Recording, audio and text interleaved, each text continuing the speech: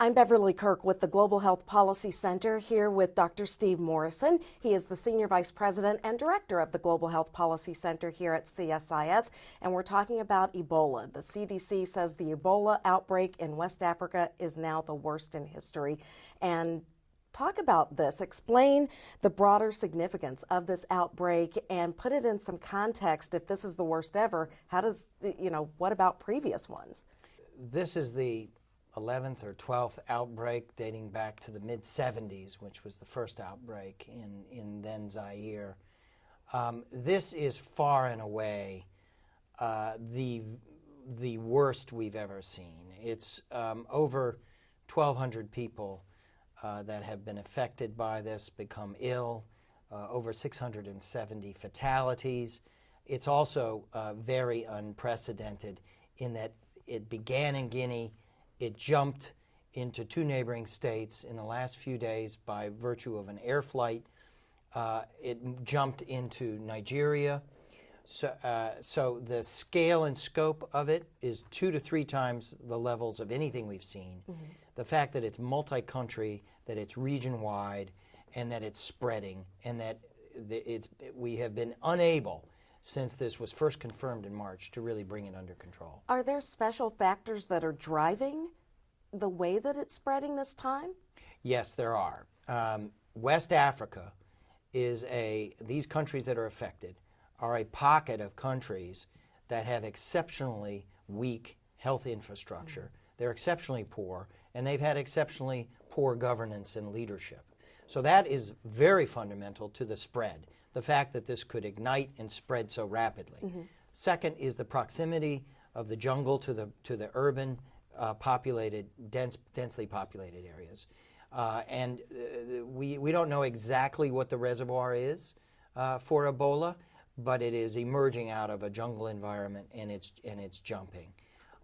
Those are two of the principal factors that are driving this. It's showing us globally that while there have been significant gains in many countries in the world in building the capacities to surveil, mm-hmm. to prevent, to detect outbreaks, to respond effectively to outbreaks, we have these important pockets like West Africa where those capacities do not exist, and it creates a large vulnerability to this kind of wildfire. So how do you get it under control, since in some cases you have doctors who are also contracting this virus and people are panicking and NGO personnel are either being kept at bay or actually being attacked? It's going to take time, and it's going to be difficult to get this under control, but we know what has to happen.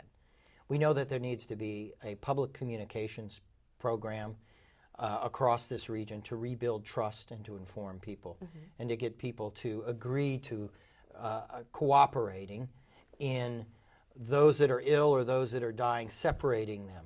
They have to be separated and isolated. There has to be a containment strategy, and there has to be contact tracing. In other words, you have to isolate and contain, and then you have to detect exactly who else was exposed, and then work on that. And then you have to share data across the region. Those steps have to happen. The capacity is not there, and things have gotten very, very difficult for the reasons that we've discussed. So this is not going to be fixed quickly. Right now, it's pretty much out of control. The WHO has come in a few weeks ago and is establishing a regional center, a hub. CDC is bringing in additional teams and capacity. The governments within the region are on high alert, and they are beginning to recognize that this is a threat to their basic stability and functionality. So we will see this arrested eventually, but it's going to be tough.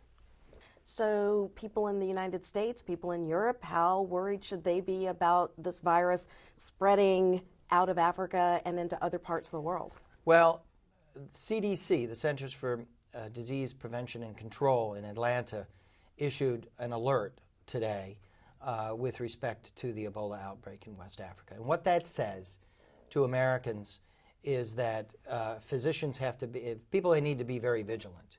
They need to be checking on those traveling from West Africa. They need to be familiar with the symptoms, and they need to be ready and familiar with the isolation and containment procedures for if a person comes in who is sick. So that is an admission that it's possible that we could see someone who is ill get on a plane and come to a U.S. entry point. There's a 21-day gestation period for this.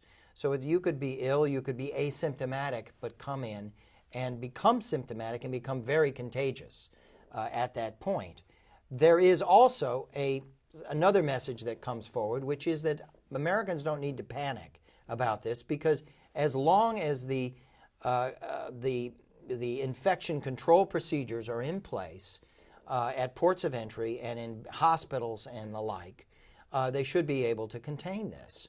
There were cholera outbreaks in Haiti after the earthquake, and there were cases of cholera that came in by air into the United States, and those were managed reasonably well. And there's reason to believe that this could be done. But Ebola is a particularly terrifying disease.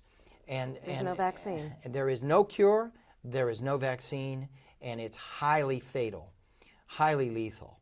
And so people are going to get afraid of this. And so what I think the challenge now is to make people vigilant and informed, but not panicky about this. I think the threat to the United States is minimal, actually. But the threat to other countries in West Africa, like Nigeria, which now has had to shut down and decontaminate a hospital where a person from Monrovia came in who was sick and then died. That was a wake-up call around the reality that this is a threat to a country like Nigeria with 170 million people. And there are many other prosperous neighboring countries where there's a lot of migration back and forth. All right. Dr. Steve Morrison, thank you. Thank you.